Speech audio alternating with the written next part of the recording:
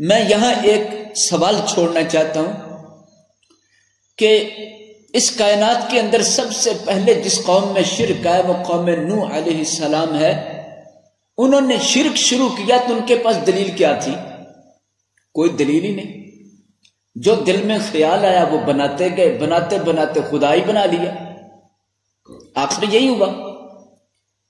پھر بنی اسرائیل کا ہم نے ذکر کیا کہ بنی اسرائیل میں سامری نے بت پرستی کی طرف لوگوں کو لگایا، خود بت بنایا، بچڑا بنایا، جانور بنایا اور وہ لوگوں کے سامنے پیش کیا تو سب اس کے سامنے عبادت کے لیے تیار ہو گئے. اب ان کے پاس کیا دلیل تھی؟ کوئی دلیل ہی نہیں. موسیٰ علیہ السلام نے دلیل نہیں پوچھی تھا، سامری سے دلیل ہی پوچھی تھی، کوئی دلیل نہیں آئی. زمانہ چلتا چلا گیا. اب عرب میں شرک شروع ہو رہا ہے، بت پرستی شروع ہو رہی. اس کی دلیل کیا ہے؟ اس نے شام میں دیکھا شام والے ایسے کرتے ہیں، لہذا اس کو اچھا لگا، وہ بھی وہاں سے بت لا کے ادھر دے دیتا ہے.